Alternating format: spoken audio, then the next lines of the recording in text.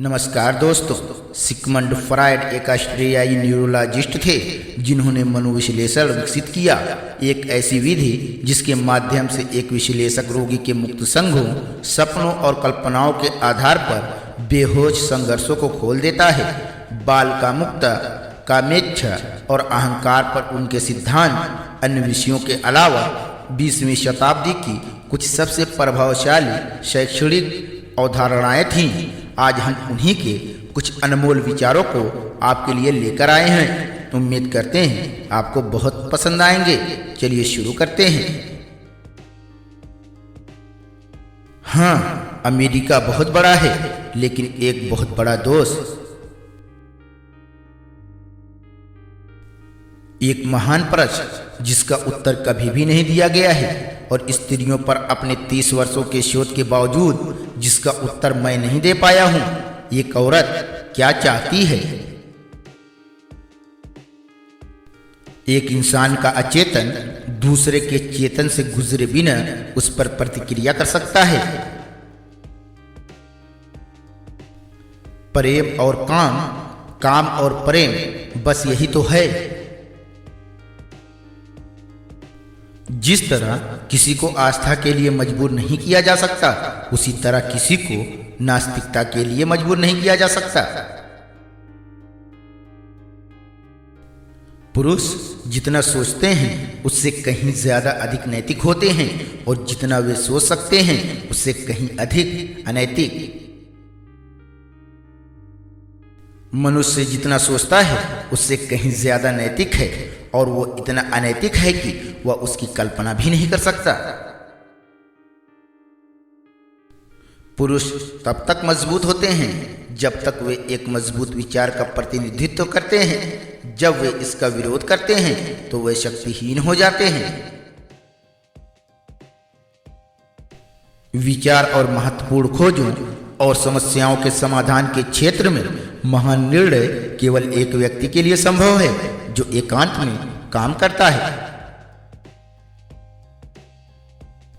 अधिकांश लोग वास्तव में स्वतंत्रता नहीं चाहते हैं क्योंकि स्वतंत्रता में जिम्मेदारी शामिल है और अधिकांश लोग जिम्मेदारी से डरते हैं। लालसा और अभाव के रूप में प्रेम आत्मसम्मान को कम करता है। एक अप्रिय विचार को असत्य मानना मानव स्वभाव की एक प्रवृत्ति है और फिर इसके खिलाफ तर्क खोजना आसान है। किसी वस्तु के प्रति प्रेम की प्रवृत्ति उसे प्राप्त करने के लिए महारत की मांग करती है और यदि किसी व्यक्ति को लगता है कि वे वस्तु को नियंत्रित नहीं कर सकते हैं या इससे खतरा महसूस करते हैं तो वे इसके प्रति नकारात्मक कार्य करते हैं। मनुष्य तब तक शक्तिशाली है जब तक वह किसी सशक्त योजना का प्रतिनिधित्व करता है और जब वह इसका विरोध करता है तो निर्बल हो जाता है। नहीं, हमारा विज्ञान कोई भ्रम नहीं है, लेकिन एक भ्रम यह मान लेना होगा कि विज्ञान हमें जो नहीं दे सकता वह हमें कहीं और मिल सकता है। कभी कभी सिगार बस एक सिगार होता है। आपकी कमजोरियों में से ही आपकी ताकत आएगी। एक दिन पीछे मुड़कर देखें तो संघर्ष के वर्ष आपको सबसे सुंदर दिनों के रूप में प्रभावित करेंगे। हर जीवन का लक्ष्य मृत्यु है। मन एक हिमखंड की तरह है या पानी के ऊपर अपने 1/7वें हिस्से के साथ तैरता है। इस धारणा से बचना असंभव है कि लोग आमतौर पर माप के झूठे मानकों का उपयोग करते हैं कि वे अपने लिए शक्ति, सफलता और धन की तलाश करते हैं और दूसरों में उनकी प्रशंसा करते हैं और यह कि वे जीवन में वास्तविक मूल्य को कम आंकते हैं।